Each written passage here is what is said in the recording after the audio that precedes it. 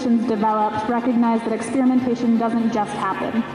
The solutions create structures that foster experimentation, exploration, and discovery, while providing a supportive safety net to ensure that experimentation doesn't put whole organizations at risk. Again, these solutions are beginnings, not endpoints, and this presentation is a way station along that path. I'd like to welcome you all here today to see our presentation, Charting New Paths Through Innovative Collaboration, Chicago Arts Organization Needs Study. But before we jump into everything, and we've got a fairly packed afternoon here, and we hope to get you all helping us out and working a little bit towards the end, so don't leave. I'd like to thank the Department of Cultural Affairs and Special Events for providing this venue today. And thanks to Barbara Conan and Jack McLarnon for making sure today ran so smoothly.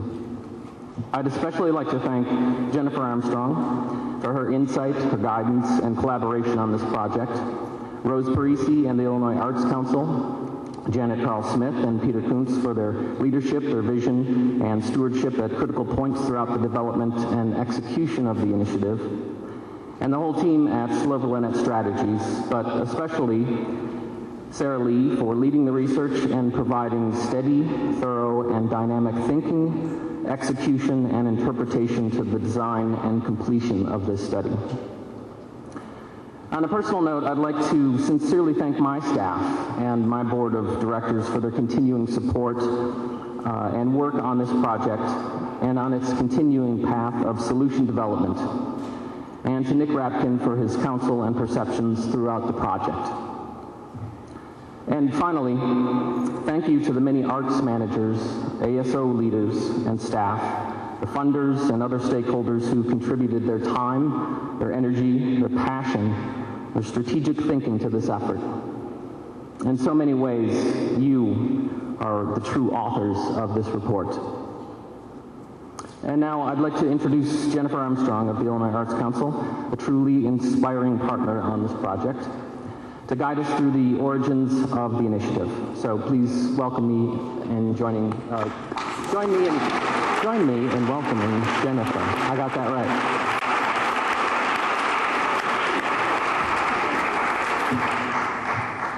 Thank you, Andrew. So I used to think that the greatest way to start off my work week would be to take a ride on a roller coaster. But now, standing here in this room full of so many extraordinary arts and cultural leaders and fellow cultural data nerds seeking sector-wide knowledge and innovative collaborations, I think this is how I want to start off my work week. So thanks for being here, and I hope you're available next Monday because I need you. Last year, a group of art service organizations, or ASOs, these are organizations who provide specialized professional development and technical assistance for the arts community, began a discussion about the shifting landscape and how that might impact the arts community and its needs. A tremendous body of knowledge already existed about the perceived organizational needs of arts groups, but the knowledge was somewhat fragmented or siloed in the minds of art service organization and other cultural sector leaders, in the files and databases of art service organizations, and in the body of research about arts organizations that had been commissioned by various stakeholders. Arts organizations, ASOs themselves had collected data about their respective constituents in order to develop and assess the effectiveness of their own programming. But where did the research gaps and program overlaps exist? This initiative was born out of those discussions with the broad goal of arming ASOs with new insights to help arts organizations chart new paths towards sustainability and success in a climate of change. The Illinois Arts Council, in partnership with the Arts and Business Council, launched this initiative to obtain and share a thorough, systematic, and up-to-date understanding of the presumably shifting needs, artistic, administrative, technological, and financial, expressed by arts organizations in Chicago. But along the way, it grew into something even richer, a sector-wide dialogue about how small and mid-sized arts organizations and ASOs could work together to transform the local ecosystem to become less cash-strapped, more relevant, and more sustainable for the future.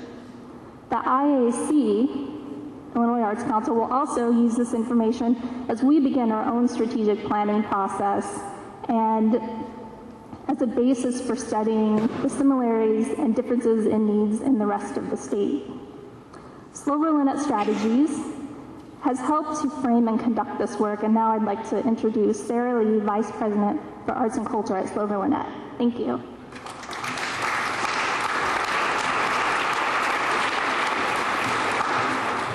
Thank you, Jennifer. And if I can ask you all to bear with us for one more moment of thanks, I just want to take a moment to personally thank the Arts and Business Council and the Illinois Arts Council for their stewardship and support of this initiative, and particularly to thank Andrew and Jennifer for their leadership and vision throughout. So if we could, thank you guys. And I'd also like to take a moment to thank the rest of the Slover Linett team who worked on this project tirelessly, particularly Carlene Henko and Catherine Jett for their work on Phase 1, Ann Lee Groves and Amy Barr for their work on Phase 2, and Peter Linett for his strategic oversight throughout. So as Andrew and Jennifer noted, we launched this work approximately a year ago as an opportunity to paint a picture of the needs of Chicago's small and mid-sized arts organizations.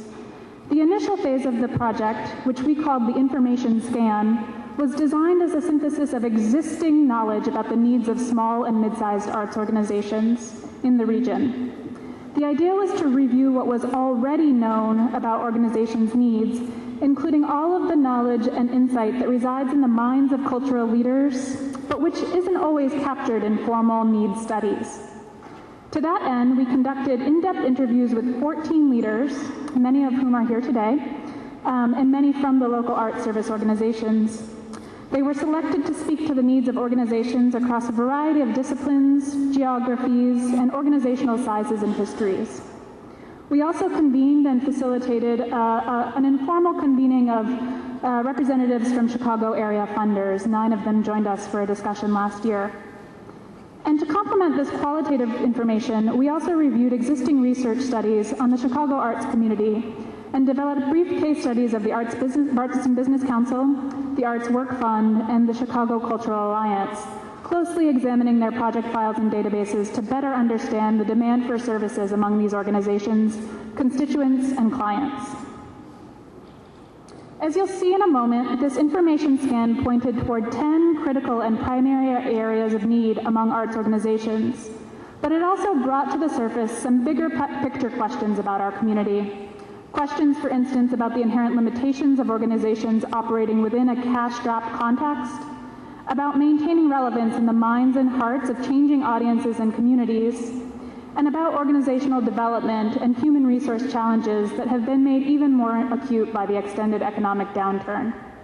And as we began sharing and discussing these findings with each other and within the arts community, these bigger picture questions really became the focus of our conversations. So to engage the Chicago arts community, all of your great thoughts and minds, in a really deep and robust way in tackling these questions and in imagining new solutions to these long-standing challenges, we designed the second phase of this initiative as an iterative sequence of creative and dialogue-based workshops with the area's arts managers and art service organization leaders. The first step of this second phase included 3 3-hour dialogue and brainstorming sessions with arts managers from 22 organizations held in April of this year at the Little Black Pearl Art Center. During these sessions, we used a variety of exercises to help participants imagine what they want their organizations to look like in 5 years, to identify what needs to happen in order to achieve that vision, and to explore the challenges or barriers that might get in the way of such success. I'll share the details of what we learned from the participants in these sessions shortly, but in the meantime, in assimilating these dialogues, we focused in on 3 key questions that rose to the top. How can the arts service sector work with arts organizations to develop and experiment with new, mission-relevant, and sustainable sources of earned revenue? That's one. The second was, how can the arts service sector work with arts organizations to develop and experiment with new organizational structures and decision-making processes?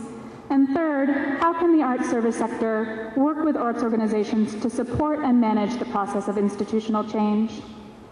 Using these questions as a jumping-off point, we invited the participants from the dialogue and brainstorming sessions, along with about 50 additional arts managers who were unable to attend those original sessions, and 30 leaders and staff from arts service organizations, to participate in a day-long solution crafting session in May.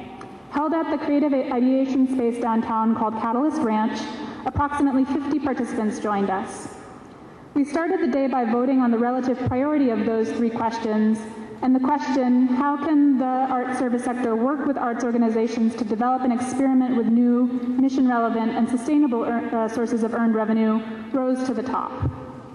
So we used creative, collaborative exercises to begin developing solutions to this question, as well as to that the second highest priority question, which was about how to develop and experiment with new organizational structures and decision-making processes. And today we'll share, and we're really excited to share, the preliminary solution concepts with you. Before we get into the findings, though, I want to note that while we're here to share the findings of this initiative, in many ways this was not at all a conventional research process. In fact, I look at this report, this presentation, and the report that we'll be sharing with you later this week as really not even the most important outputs of this process. Because we've sought to chart a path toward real, actionable solutions for our field, the true capstone of this process will be the new projects, programs, and initiatives that emerge. This gathering is an important point along the path, but it's not our final destination. I'd also like to take a moment to note some overarching themes of the initiative. Chicago's arts organizations are led by thoughtful, passionate individuals, as you all know, who have ambitious goals for their organizations and for the whole arts community. They seek to be more financially sustainable, but also to remain animated by their missions. They seek to be innovative in their artistic programming and also essential and relevant to their communities. Though it might be tempting for all of us to wish the environment around us would change, for instance, that there was simply more money in the system or more audience members just like those that are already passionate about what we do, we're finding that Chicago's arts organizations are genuinely ready to embrace their own power to adapt, evolve, and grow in response to the realities of the context in which we all operate. To do so, practitioners have envisioned solutions that provide an infrastructure for rigorous and intensive experimentation to enable them to explore and discover new ways of reaching audiences, of generating revenue, of making decisions, and of structuring their staff. As you'll see, experimentation is a key principle that binds many of the solutions that emerge from this initiative together. The other key principle that binds these solutions is the continued cultivation of a community of risk-taking and learning within Chicago. In the eyes of the practitioners themselves, sustaining the cultural sector will require operating support and risk capital, certainly, but it will also require an encouraging network of leaders, trusted advisors, and fellow risk-takers to provide a safety net for change. So again, we want to thank you all for being here and being part of that community. And with that, I'd like to turn to the key findings from Phase 1, the information scan.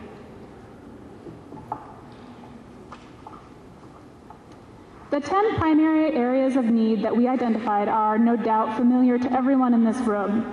These are the fundamental needs that are shared by most organizations in Chicago and around the country. And as we heard in our conversations with cultural leaders, these needs are felt by most organizations, regardless of their discipline, size, or longevity, though they may be expressed differently in organizations of varying disciplines or sizes. Many of these needs are addressed in whole or in part by the service community currently, yet many organizations continue to need support in these areas.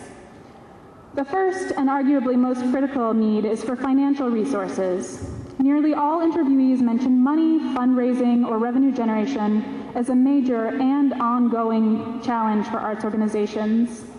This area encompasses specific needs associated with raising funds, For instance, the grant writing process gives rise to a particular set of needs and challenges around writing competitive grant narratives and understanding how to appropriately balance the time cost of applying for funding against the potential payoff of receiving that funding. Similarly, there are needs associated with cultivating individual and corporate giving or in generating sustainable earned income streams. And a number of leaders also pointed to the cost side of organizations' ledgers, noting that many are in need of tools and skills to more effectively manage their resources and expenses. Not surprisingly, many interviewees suggested that the other areas of need that you see on this slide stem directly from organizations' perpetually cash-strapped condition. Human resources is the second and also a primary need.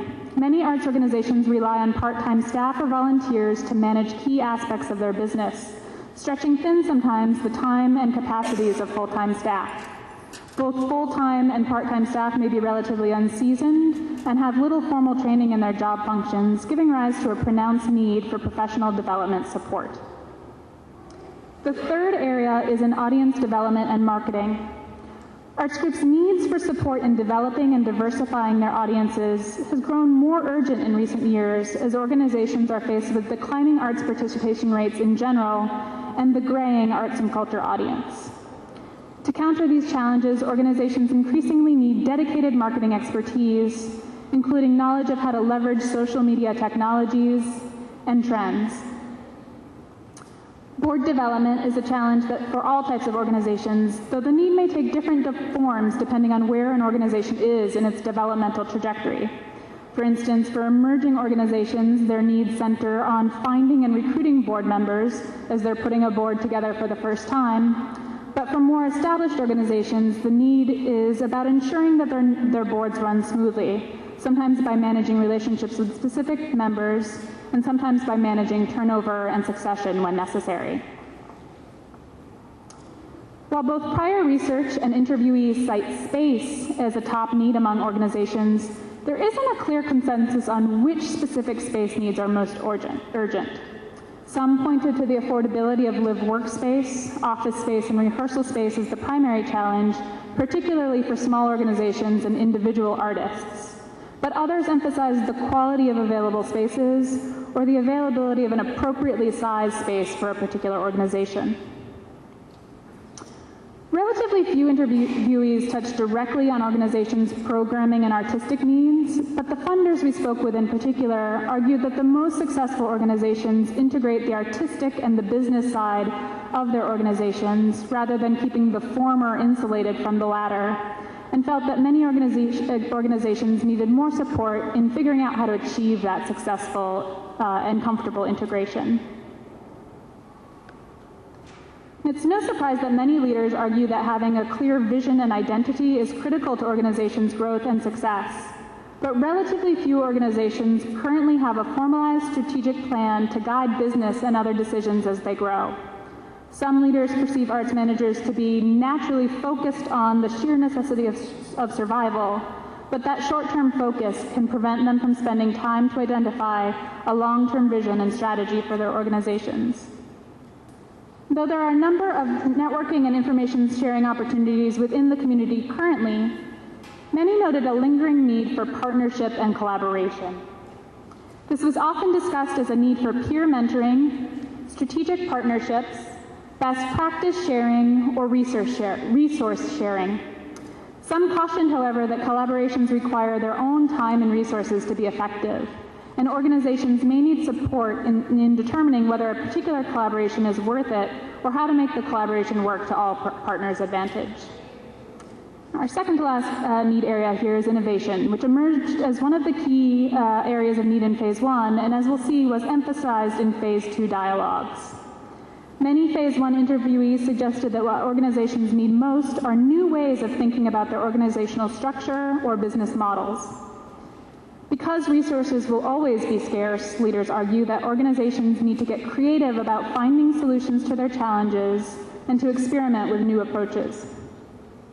But interviewees also noted some real barriers within organizations to the kinds of risk-taking that innovation requires. Few organizations have sufficient risk capital to be able to experiment with new internal practices or forms of audience engagement or other products. And organizations that have built a successful brand may also be wary of undermining their reputations by engaging in an experiment that could prove unsuccessful. And then the overworked reality of many arts practitioners can diminish that internal spirit of and drive for experimentation. And finally, leaders noted that organizations need implementation support to fully benefit from the services provided by the arts service organizations. Some leaders wondered whether the standard workshop-based model of service delivery inherently makes implementation a challenge for arts organizations, and perhaps whether they might benefit most from some one-on-one coaching and support. So as I noted earlier, these findings also brought to the surface some bigger picture questions about the field. And so in phase 2, we sought to confirm these key areas of need with the arts managers and practitioners themselves, and to do so by starting where they themselves want to go. So we began the dialogue and brainstorming sessions held in April with arts managers by asking participants to imagine what success looks like for their organizations 5 years into the future. Though each participant had a unique and vivid vision for his or her organization, they shared some common goals. To be financially stable and sustainable. Arts managers want to develop new and more stable sources of funding, to acquire multi-year flexible funding, and to be able to invest in expanded programming, new product lines, or other institutional growth. To develop innovative programming and to be recognized as an innovator in the field. Arts managers want their organizations to develop and experiment with diverse, creative, and genre-defying artistic and educational programs, to create innovative performance formats, and to be leaders within their specific field. Third, to engage in institutional growth. Many want to grow their staff and ensembles, to expand their service to new audiences and audiences in different parts of the city, or nation even, and to increase their physical footprint. Next, we have to serve a large, diverse, and deeply engaged audience. Arts managers want to provide programming that matters deeply to their audiences and makes their audiences rethink the relevance of art in their everyday lives. They want to develop a loyal and committed fan base that comes back frequently, and to be vital to their communities. To support excellent, vital, and relevant artistic production, arts managers want to commission and support the development of new works, to be powerful hubs of artistic activity and creation, and to develop new models of arts production and performance. To have a tangible and important impact on their communities and the individuals they serve. Arts managers want to transform their neighborhoods, to play a pivotal role in the character and professional development of young people, to be leaders in the local, regional, and national dialogue around issues of importance to them, and to change the perceptions of their artistic discipline. So these are all, it's a very lofty vision, it's a great vision, and so the question that remains then is so what do they need to move in that direction? And we'll see that the areas of need that were identified in the second phase echo those 10 primary areas of need identified in the information scan. But our dialogue with arts managers clarified the most critical needs within these areas and provided a more complicated but also more realistic understanding of the deep interdependencies between these needs. So the participating arts managers told us that it will take more stable, diversified, and flexible sources of funding. Participants were unanimous in citing funding, particularly multi-year unrestricted funding, as a critical need. While this includes a need for greater access to sources of contributed revenue, or to optimize board composition toward fundraising goals, or to enhance the capacity of development staff, it also pertains to new or refined earned revenue strategies. Many recognize a need to experiment with new programs that can be self-sustaining, to develop a more robust business model, and to be more realistic about earned revenue assumptions when engaging in longer-term strategic business planning. A stronger, healthier team and organizational structure. Many participating organizations acknowledge some type of internal structural challenge to their success. For instance, how their teams are structured, how staff work together and communicate, or whether they have the so-called right human resources in place. To achieve success, a number of participants noted that their organizations would need strong, committed, and visionary leadership, both on staff and on the board. Many also cited a need for clearer roles and responsibilities within the organization, or for leadership to more proactively seek buy-in on the organization's strategic direction from staff members, or greater staff empowerment and autonomy. Some also suggested a need for a clearer articulation of the board's responsibilities and greater autonomy from the board to make decisions and take action more swiftly. Next and third on the list, we have a clear and compelling mission supported by a feasible and realistic strategic business plan. While all agree that the mission is the backbone of their organizations, many see a need for greater alignment within their organization behind the mission. Most also note that the mission alone is not enough to be successful. The mission must be supported by a strategic business plan that is realistic about earned revenue capacity, that is deliberate in identifying and developing sources of contributed revenue that are on mission, and that connects each individual's role within the organization back to that mission. Better strategies for understanding, communicating with, and engaging audiences. Organizations that provide programming for a paying public audience in particular cited needs around developing and engaging larger and more diverse audiences. Many feel that they need to understand their current audiences and their market potential better, in part to refine that strategic business plan. Most feel that they need to develop greater capacity to reach out to and communicate with their audiences, either through a stronger brand platform, more targeted marketing tactics, or a better grasp on how to leverage social media as a communications tool. And others noted a need to understand their audiences and their competitive landscape better in order to hone program development so that their offerings are differentiated from others in the marketplace, and so the programs they provide are vital, essential, and relevant to their audiences. Next, we have a strong network of partners, stakeholders, and collaborators. Again, as we heard earlier, many organizations believe that they cannot achieve success alone. Even beyond the board, the funders, and the audiences, they need a committed network of stakeholders to help them carry out their work. Some believe that they will need to foster more and stronger relationships with organizations who can be potential programmatic partners or audience development partners. And a great number of the participating organizations rely on teaching artists or venue partners to do what they do, and they see expanding those networks as critical for future success. Still others see partnering and collaborating as a way to engage more deeply with their communities. Facilities and technological infrastructure. Though infrastructure was not a primary concern for all of the arts managers who participated in Phase 2, many need improved facilities and improved technological systems for their organization to advance to that next level. Some feel that they lack high-quality practice and performance spaces and believe that their organization may need to renovate existing space or build new facilities to achieve success.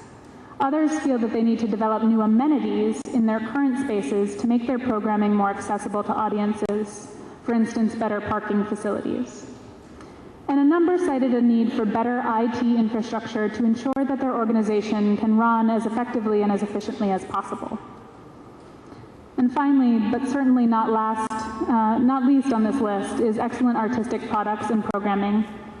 Arts organizations are already producing, presenting, or supporting the production of excellent art. Nevertheless, participating arts managers acknowledge that they will need to continue to prioritize artistic excellence in order to be successful, and they emphasize that all of these other needs must be in place to support and sustain that high-quality artistic production. Some also cited the need for programmatic planning to occur in a more intentional and deliberate way, in concert with the organization's strategic business and financial planning, and with respect to what's relevant to the audiences and communities that they serve. When we asked participants to reflect on the needs that are most critical and fundamental to their organizations among this list, it was those first three areas that really appear to be among the most important. What's important, though, is that these are not three separate and distinct needs. Success requires that each of these are in place and in alignment with the other two. When those three, stable and diverse funding, a strong organization, and a clear and compelling mission and strategic plan, when they're not working together, conflicts and tensions arise that can make it difficult for organizations to make effective decisions, to plan for the future, and to change. For example, when an organization is not properly capitalized to achieve its mission, organizations often find themselves chasing funding opportunities in order to secure short-term viability, but may dilute or sacrifice the mission in doing so. As I noted earlier, of the many open questions that this dialogue illuminated, those who participated in the solution crafting session in May identified the question, how can the art service sector work with arts organizations to develop and experiment with new, mission-relevant, and sustainable sources of earned revenue as the most urgent? During the session, we divided the participants into 5 separate groups, and we led them through a series of exercises to brainstorm possible responses to that question.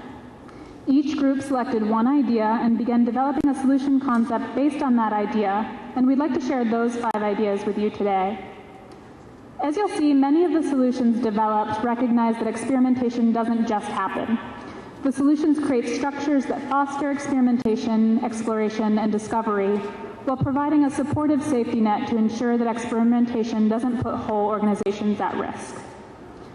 Again, these solutions are beginnings, not endpoints, and this presentation is a way station along that path.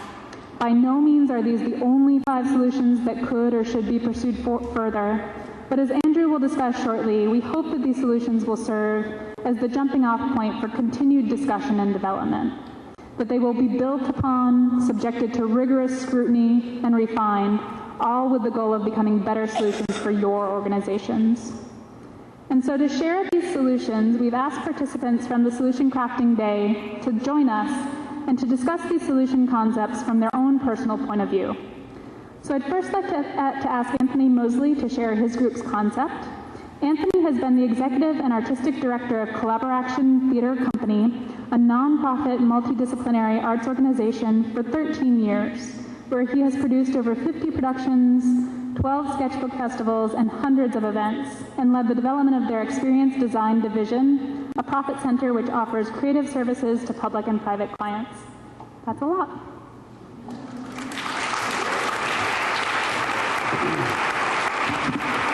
Thank you, Sarah. Hi, everyone.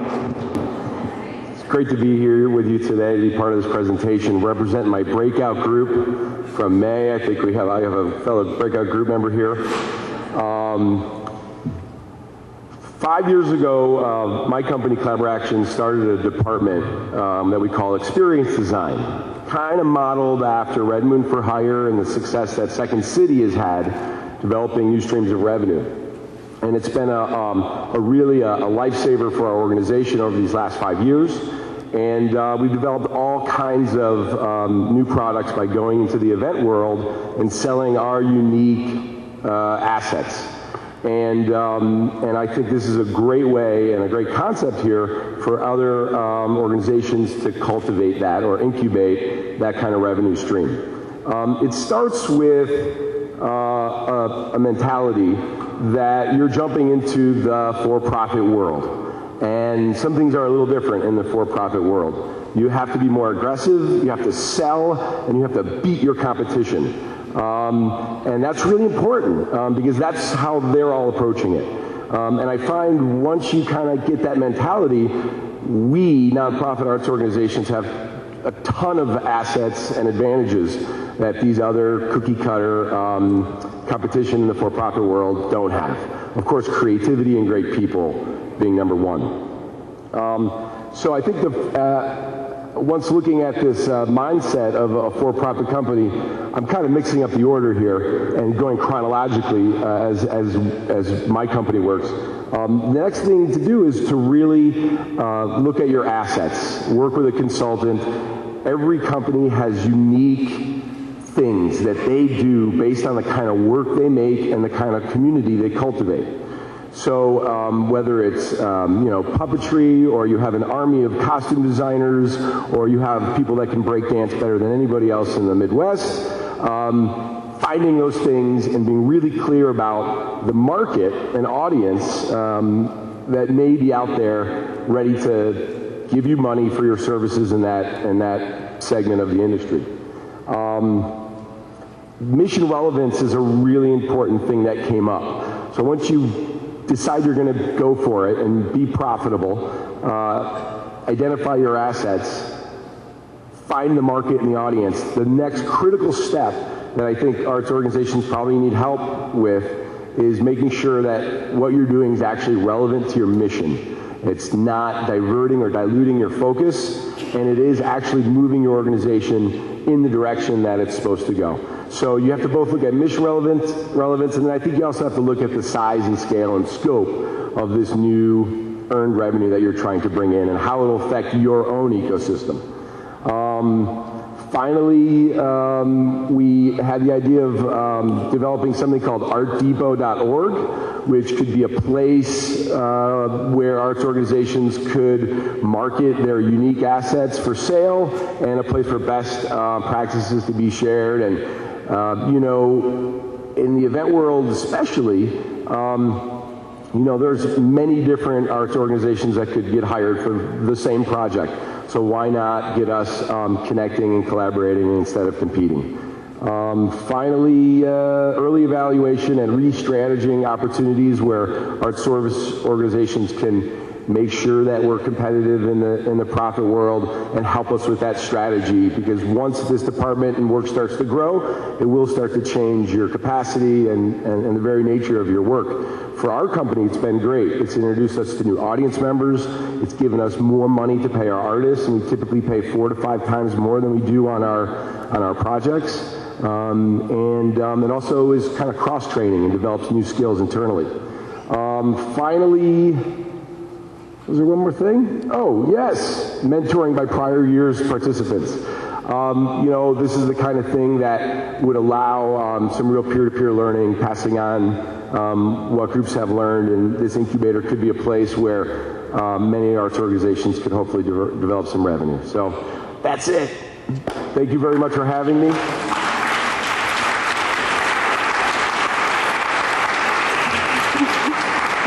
Thank you, Anthony. So next, I'm going to ask Kristen Larson to share her group's concept. And Kristen has been the executive director of Remy Bumpo Theater Company for 10 years, a position to which she brings 25 years of theater experience working in Chicago and elsewhere, beginning her career as a stage manager, a company manager, and production manager. Come on up, Kristen.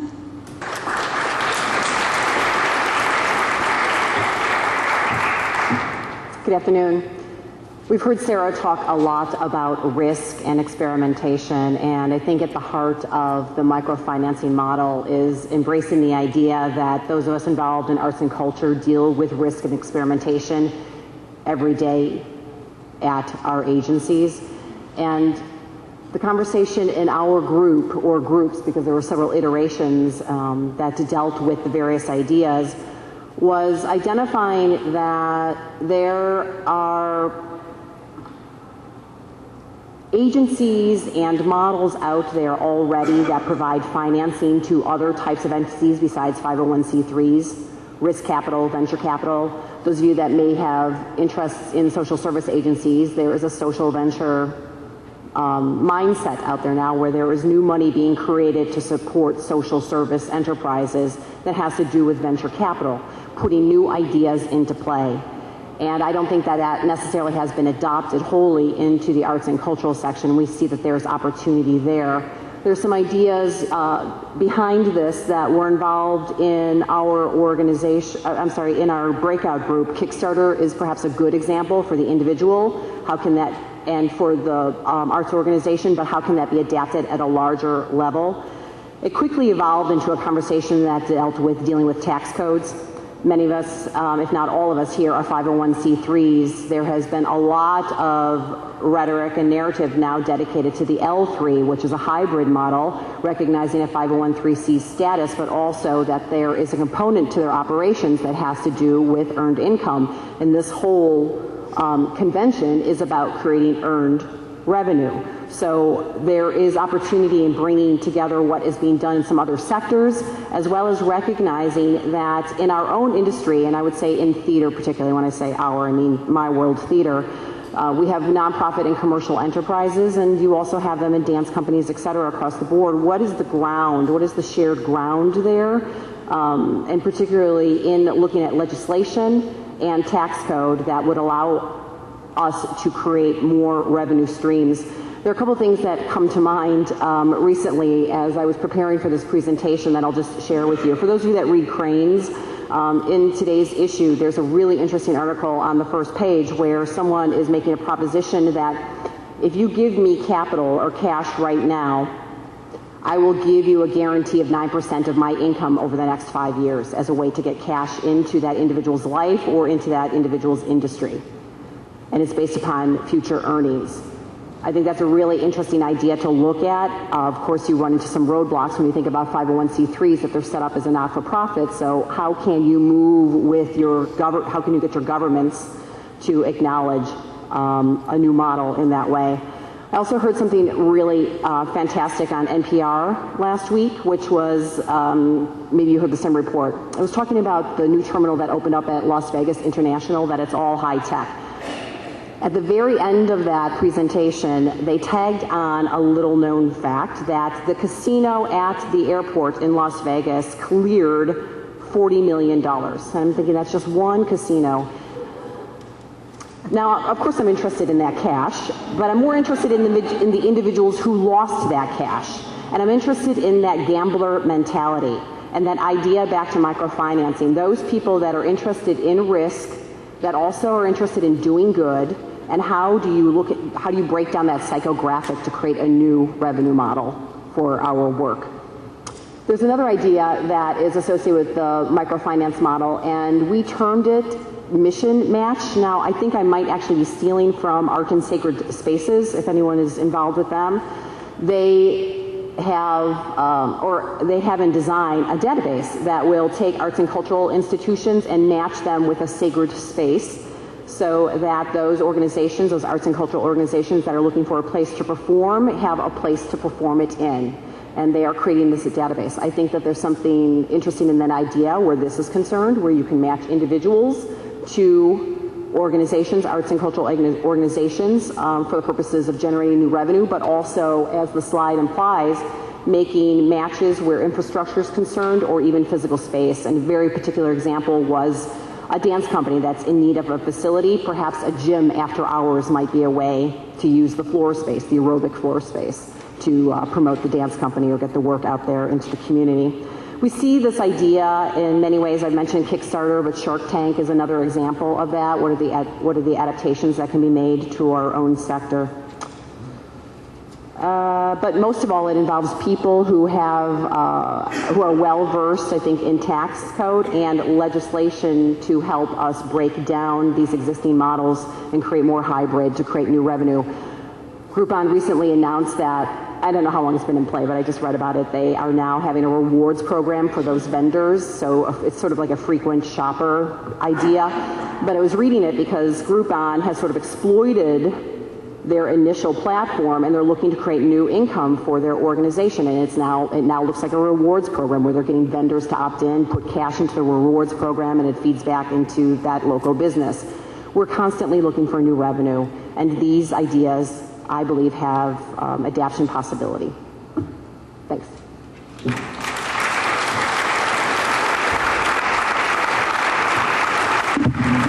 Thank you, Kristen. And finally, I'm going to ask Alex Kiger up. Alex is currently Lifeline Theater's first development manager, having worked in a number of capacities in the Chicago theater community, including as a grant writer at Red Orchid and Red Moon Theaters.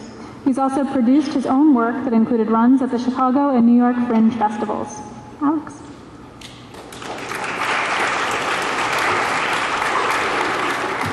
Thank you. So as we were going into this study, I was feeling a little frustrated because we go to a lot of presentations or discussions where we talk about new models or new programming or new ways of creating streams of earned revenue.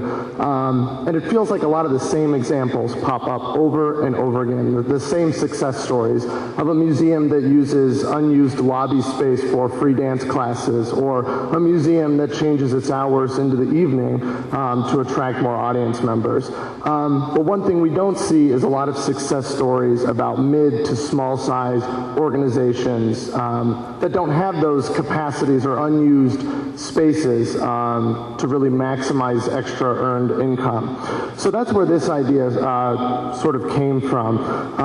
And it is to develop a physical or virtual space for organizations to incubate new programmatic ideas and then safely share those results. So in a great world, hypothetically speaking, organizations would be able to apply to a type of program where they're given the ability to, either given some sort of financial grant or given some sort of space resources to try out new innovative ideas of earned income streams. Anthony talked about Collaboration, Red Moon for Hire. What are other organizations able to do if given that extra money or given that extra human capital that they can try to use their own unique assets, and what are their success stories or what are their failures? And then reporting back to the arts service organizations as to what those successes are, how it affected the staff, and if it's a failure, what they could have done better or why it wasn't such a success. And potentially there's an annual report or a site where all of these are collected together so we can see what the successes are of other arts organizations of the same size that we can draw from for ourselves. And that is it. Thank you.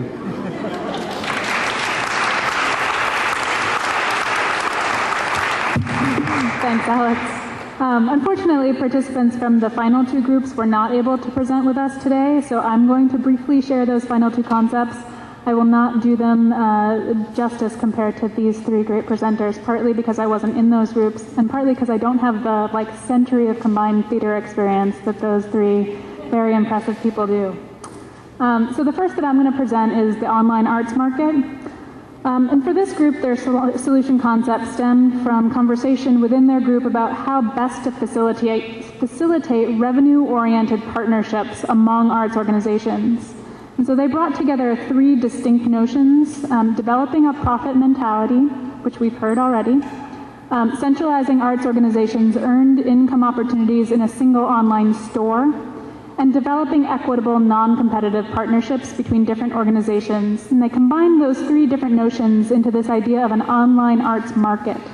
It would or could be a central marketing platform for arts organizations to build and sell experiences directly to their audiences, including ticket and merchandise sales.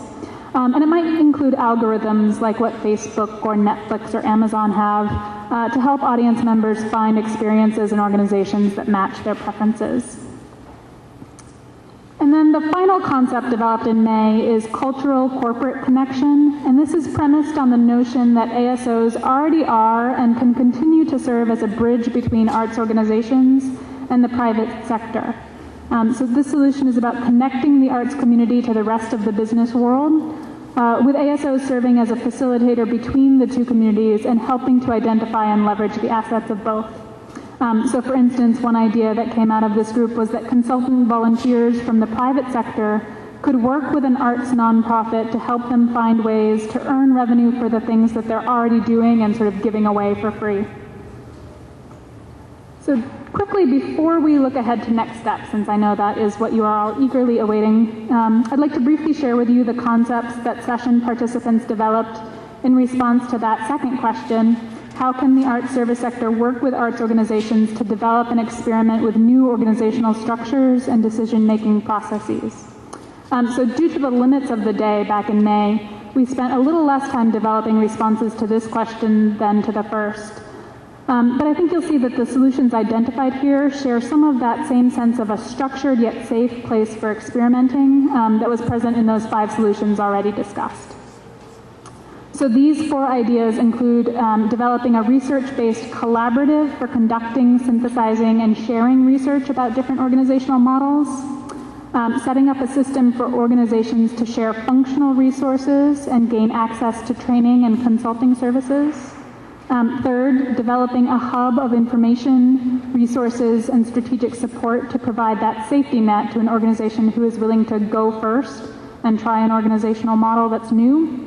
And then creating a testing center to design, build, evaluate, and refine new structural models for the field. So again, as we noted at the beginning, these ideas are only the beginning. I'm, for one, personally, am really excited by the ideas that are emerging from this process, and I'm really looking forward to seeing what happens next. And to talk about what happens next, I'm going to turn it back over to Andrew.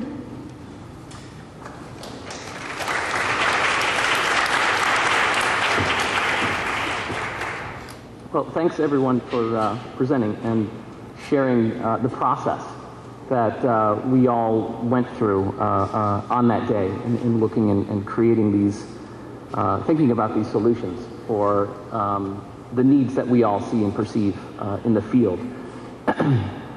Recently, I just want to mention the cultural plan that the city is developing. Their draft is done and they're moving forward, and it's pretty exciting. And while that document is vastly larger than what we were trying to do, I just fanned through it quickly when I got a draft copy and circled, oh, we saw that, we saw that, we saw that. And a lot of the things that we came up with or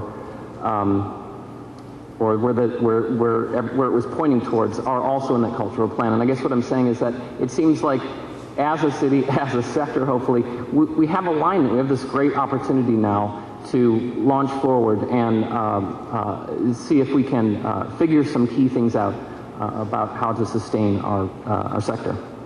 So as Sarah said, we're at a way station, really, a starting point. And while several potential sector-wide solutions have been revealed in the study, further development of these solutions is necessary. With that in mind, the Arts and Business Council is announcing the continuation of this initiative and will be hosting a collaborative effort aimed at developing actionable arts sector solutions and using this study as a foundation and a starting point. We're currently in the process of designing the project and have been informed by and will continue with the collaborative nature and process that has made all of this work possible. There are a number of tactical questions that will need to be discussed and grappled with. For instance, what other stakeholders need to be involved? What training will arts managers need to implement these solutions, and what's the best way to deliver it to them? And who is already experimenting with new practices? To that end, we'd like to finish this day with a brief exploration of a few of the ideas that we came up with here that we've all heard about. And I'd like to ask Nick Rabkin to join us and moderate that discussion. So Nick's career in the arts began with work for the Chicago's Organic Theater Company, producing new works to the stage. He was the Deputy Commissioner of Cultural Affairs for Chicago under Mayors Harold Washington and Richard M. Daley. Nick was also the Senior Program Officer for the Arts and Culture at the John D. and Catherine T. MacArthur Foundation.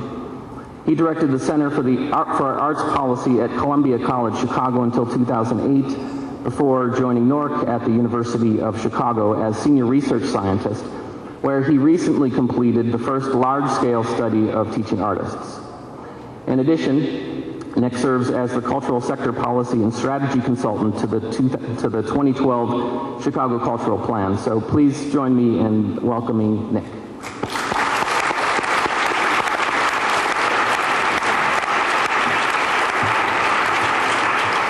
Thanks, Andrew. We probably should have known that it was going to be the money, honey. So no big surprise, but what was most exciting about that day at Catalyst Ranch really was that people ideas began to bubble up about what to do about it and how we can work together to make it better. They were framed by these four broad ideas. We need stable and diverse funding. We need strong organizations. We need clear, compelling missions and strategic plans to support them. And we need a safety net for change. What we're going to do now is, with those elements in line, I want to ask you, this is going to be a little wild. We all know this room and adore it because it's beautiful. We all also know this room and hate it because it sounds like hell when everybody talks at once. That's what I'm going to ask you to do. I want you to be friends with your neighbors, whether you know them or like them or not. I want you to be friends with your neighbors. Pick 4 or 5 of your neighbors, bunch yourselves up, and talk together. Let me remind you, there were 5 suggestions that came out of that meeting at Catalyst Ranch. You heard 3 of them beautifully described by participants in their small groups, and Sarah ably described the other 2. I mean, I'm really surprised you don't have a deep theater background. Let me quickly review them with you. 1, an earned income incubator. 2, microfinance for the arts. 3, an R&D programming lab. 4, an online arts market. And 5, a cultural corporate connection. Now, there will be no questions to me or anybody else about what these things might be. We're posing that question to you. What I want you to do over the next number of minutes, we'll figure out soon how many minutes that will be, is talk amongst yourselves in these small groups, your neighbors and friends. First, select one of those 5 and come to a quick consensus that that one is your group's favorite. Even if it's not your personal favorite, it's your group's favorite. Bend with the wind. Okay? Then, just talk about it. Brainstorm. What would need to be in place for something like that to be meaningful and for it to work? How could you take advantage of it? How could your organization benefit from it? Why is it exciting to you? What do you think the big obstacles and problems might be? No particular order to those questions. Have a pretty freewheeling conversation, but listen carefully to each other. One of you in each group should take notes, because we're going to ask you to write down 3, 4, 5 headlines from the conversation.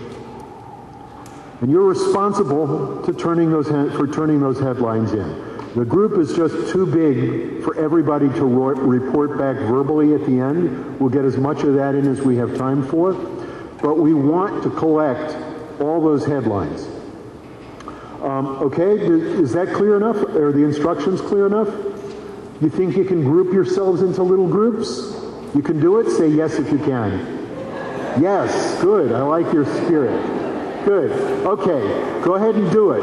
I'll give you a notice when it's time to stop talking about what your priority is, and then when you've got 5 minutes left.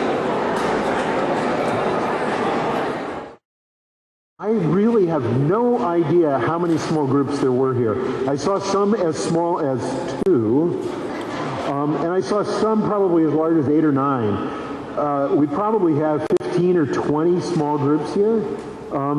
First, let me ask you to do this. Let's take a quick poll. How many of you chose Earned Income Incubator as the number 1 choice that you focused on in your group? Raise your hands. Okay. And how many of you chose Microfinance Model? Okay. R&D Programming Lab? Okay.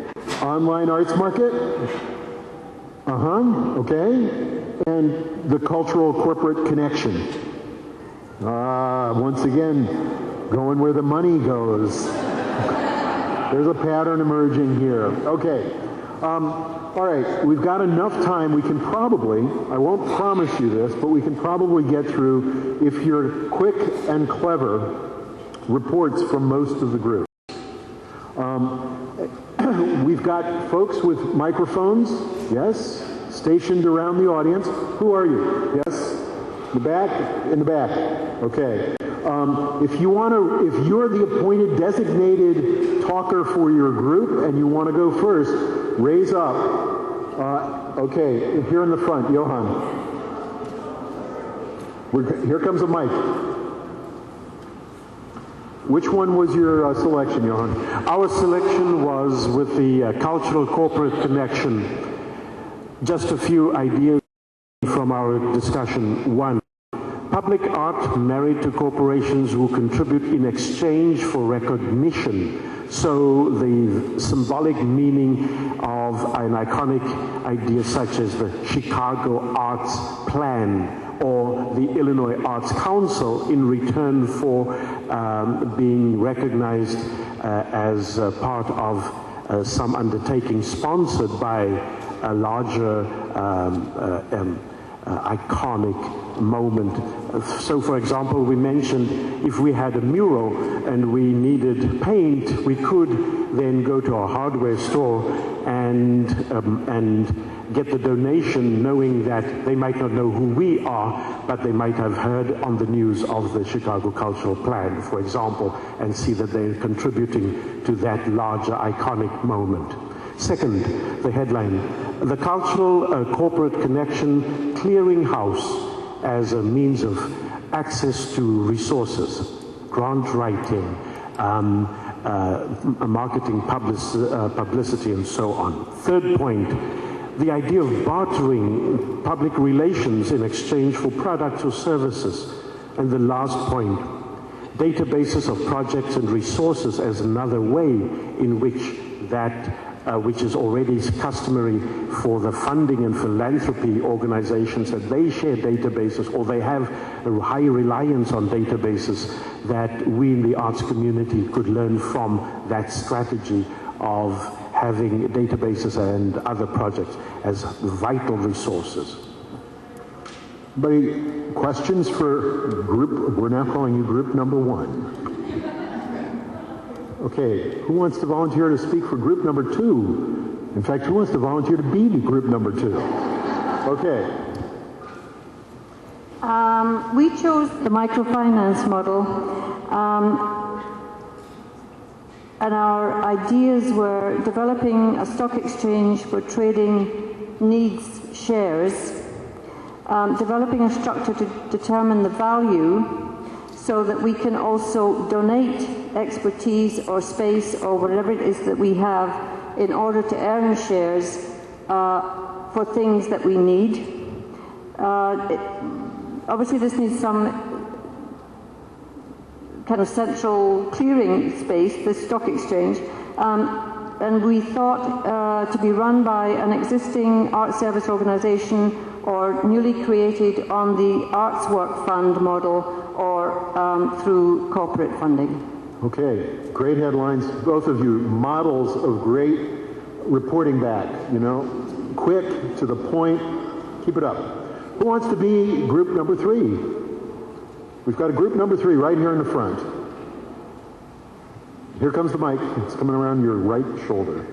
Okay, so we sort of bounced around, but I guess this is sort of in the cultural corporate connection, and talking a little bit about how difficult it can be sometimes to bring sort of that corporate mindset and the artistic mindset together, and sort of getting everyone to get on board with that idea. And so we had the idea of sort of a glorified sort of book club idea, where you create an environment where you are bringing together corporate representatives, artistic representatives, and sort of topics, and have an opportunity for in-depth discussion for people to sort of dig into topics from both sides, and and to sort of have a meeting of the minds and sort of brainstorm ideas like we're doing here, but coming from those two different mindsets and perspectives.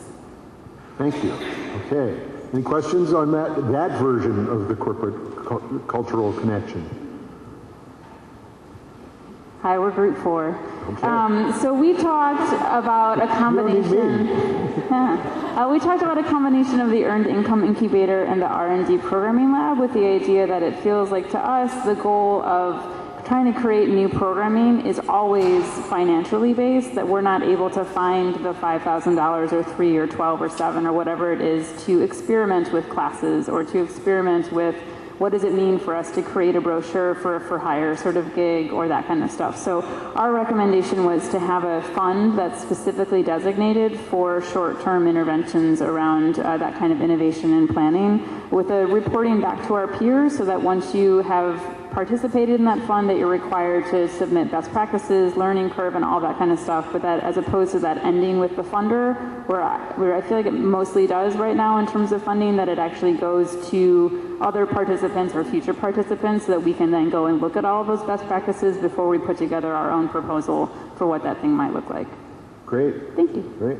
Is that just a quick question? I didn't catch it. Maybe you didn't mention it either. Were you thinking grant, loan?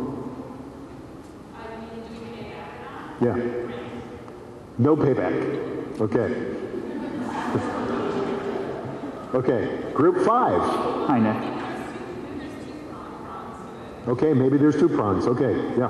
So we had the same idea, and we just wanted to piggyback on what they just said, but we thought the Earned Income Incubator and the R&D Programming Lab should be melded together, actually, but not to dilute either of those, to make sure that they kind of exist separately. But then third, there's a hybrid that allows those 2 things to come together, because due to what was said earlier in the report today about kind of the artistic and the business melding more, this is a great opportunity for that to occur. So we just had a very similar thought and wanted to share that. We also think that whenever these things exist, they really need to exist to create that stability that was also discussed. They need to exist over a duration of time, and so we need to allow for people to learn some new things, try some new things, institutionalize them differently, come back together, share, and then go back. And so just that it's a reinforcing kind of longer term process, but that these 2 things could be brought together in a meaningful way to help arts organizations was a primary topic that we discussed too. Group 6, right in front. Oh. Hi. So we were equally split between funders and artists here, so it was an interesting thing. We went back and forth between the microfinance and the cultural corporate, and we also thought about the interface of corporate versus artistic mentality. And our recommendation was, with what was spoken of before with risk, why not create an arts casino where people could lose money for a good cause? You could do it in this room. Las Vegas has nothing on us. Okay. Group 7. Okay, I guess we're 7. We, in the spirit of collaboration, also did a hybrid of earned income and the online arts market. And we felt that we all know about what we're doing, but we need to go where other people are and don't know what we're doing. So kind of infiltrating the real world out there and having some sort of like an iTunes model that we would either call, what do we come up with? iCulture. So that people could actually, when they're on their iTunes, they could zip in and find some great music created by one of the arts organizations or artwork or something of that sort, give them a little taste, and then get them in, sucker them in to buy something. And then also stepping away from the model of the passive model of audience, encourage people to sign up for classes, again, kind of getting them through the iTunes model, the iTunes store. Great, okay. iTunes, iCulture. Group 8 in front. Pam? Oh, I Go ahead. You have the mic. the microphone, so that gives me the power. You have the conch. Our group talked about R&D Programming Lab and using the model of the Jazz Audiences Initiative funded by the Doris Duke Foundation that is funding arts organizations across the country to experiment with new ways of bringing in diverse audiences to jazz. And I think we should all encourage all the other foundations to learn from Doris Duke Foundation and do more of this so that other groups can experiment and have it underwritten by a grant. Okay, be like Doris. Okay, do we have a group 9 ready to roll? got one up front here. Go ahead. Here's group 9, group 10's here. Farther up, keep coming. Good. Okay. I was going to piggyback on the folks that were talking about the online arts market. And one thing that we talked about was the word experiences and what does experiences mean. So we have the traditional offerings that we think about, but aren't there other things that we could offer as well? A couple things we talked about was broad use of our artistic resources. Do we have a musician? Do we have a skill? Do we have a whatever that could be also on the online market? As well as creative curation of packages that might cross geography, disciplines, you name it, we can probably think about that. Another thing that we talked about was use of multiple avenues to showcase what's here, and I love the idea of eye culture. That's sort of where we were going with that, is off somewhere where people could actually see what they might be buying. And I think we were thinking about it literally, face to face, but the idea of doing it online was a great idea that goes off of what we had. Different levels of membership for artists, for the folks, for other folks that might be interested in participating in the marketplace. Advertising as revenue, and also the idea of going to as well as it coming to you as things that would be on the marketplace. Last thing was it was suggested that maybe this is something Arts and Business Council could add to their menu of services. I do think actually that's the idea. Right? And we won't look to see who's in your group either. Okay, over there.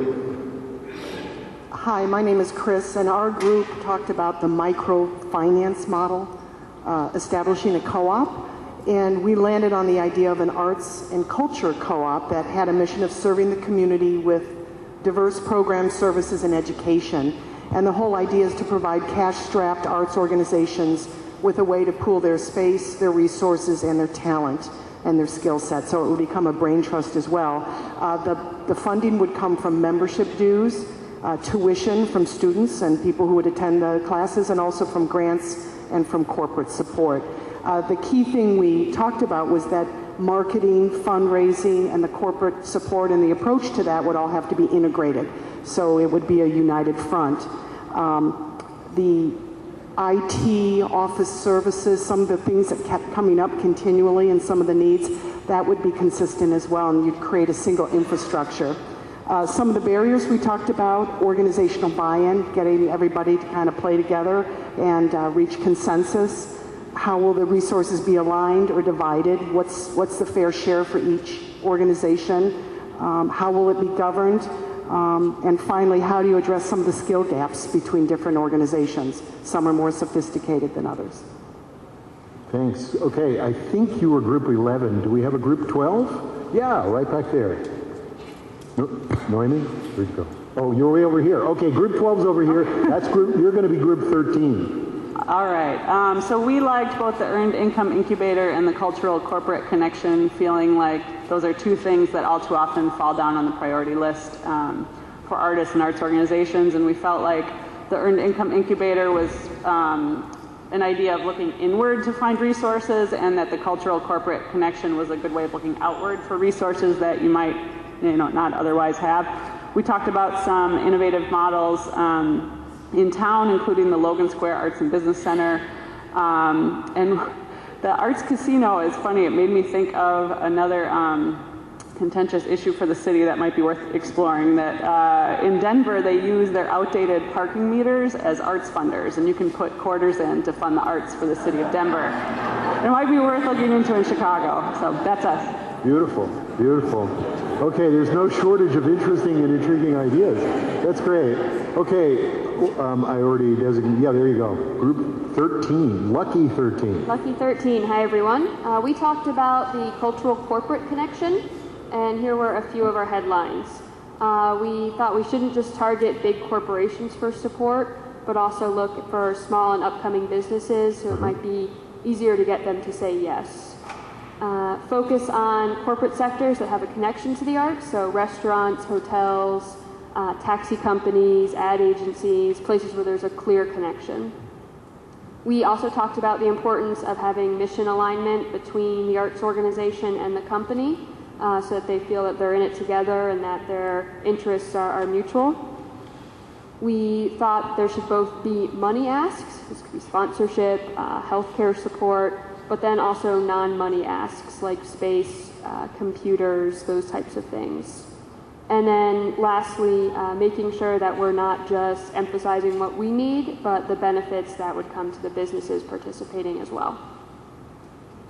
It's always the challenging piece of the puzzle, that last one. Okay, that's group 13. Do we have group 14 in the back there? So we had a group of about 9 of us, and I think we had a really interesting discussion ranging around the first earned income one, and I think I've captured a lot of the discussion anyway. And so we came up with like 3 or 4 kind of truths or realities about this, I think. And interesting, I think we had trouble with the verbs, whether it was this is the way it should be or this is the way it is, but I'll just go ahead and articulate them. Artists are or should be thinking of themselves as entrepreneurs, as risk takers, and possibly we need to do that in a way that, or we need to do that under the guise of a good model. And we talked about the fact that board members from our organizations who may come from the business world may actually be possible mentors and have the model that we need for this kind of entrepreneurial risk taking as artists. And then we had a discussion about, again, whether artists are or should be a change for force in this city.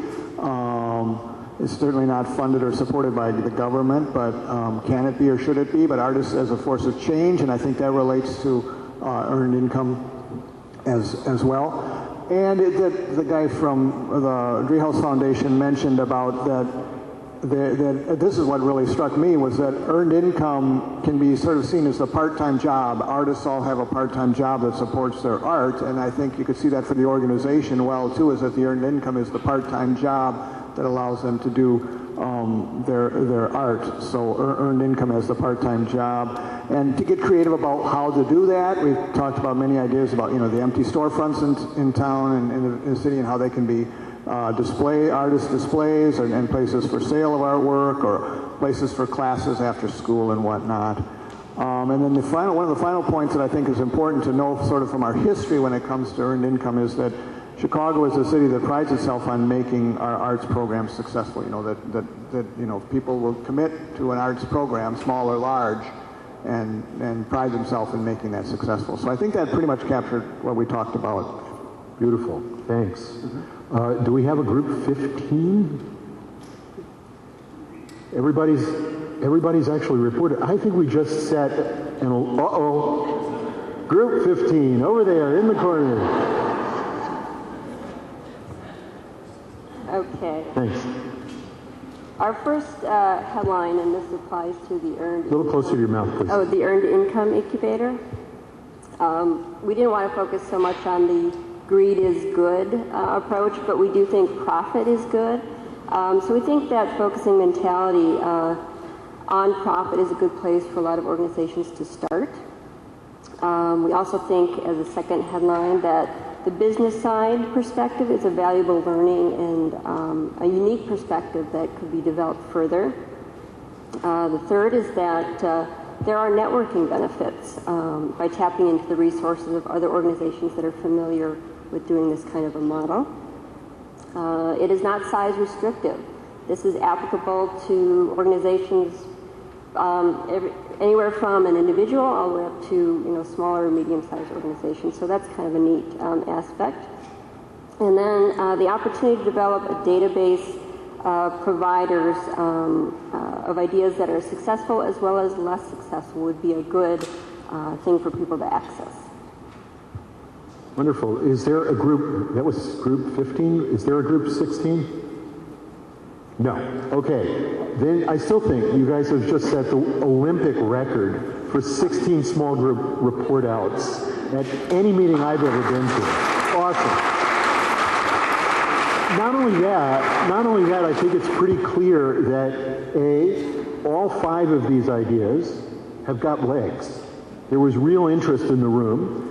B, you've already identified some key questions that need to be explored in order to develop them further, and some good ideas about the directions to move in as that exploration begins, and why these things could benefit the Chicago arts community.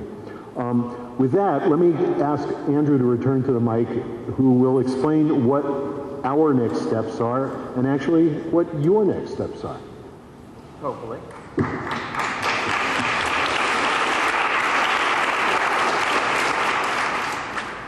Well, thank you all for sticking around and joining us in this brief but informative exercise.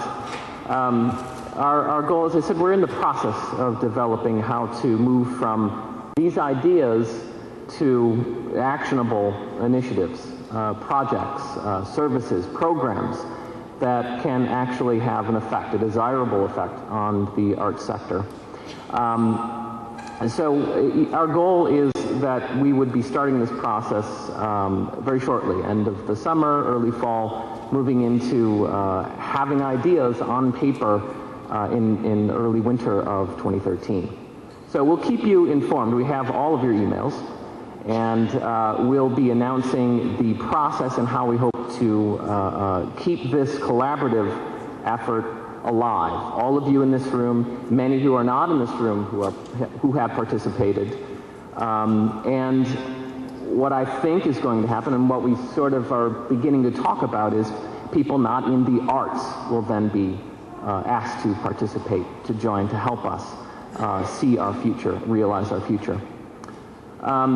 With that, what I would like to do is, if you wrote this down on something that you can give to us, there's a basket here and there's a basket there. You can leave it on your chair. We want to incorporate all of this, again, into these findings, to start to look at what's bubbling to the top.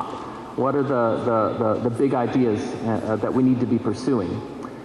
In light of that, we also see that there is a possibility of potentially further surveying. We don't want to be redundant and crush you with all sorts of requests for information, but again, we do want to make this a collaborative process, so we'll try to do it in a way that is easy, is hopefully exciting and fun, and produces something that you can take home and use.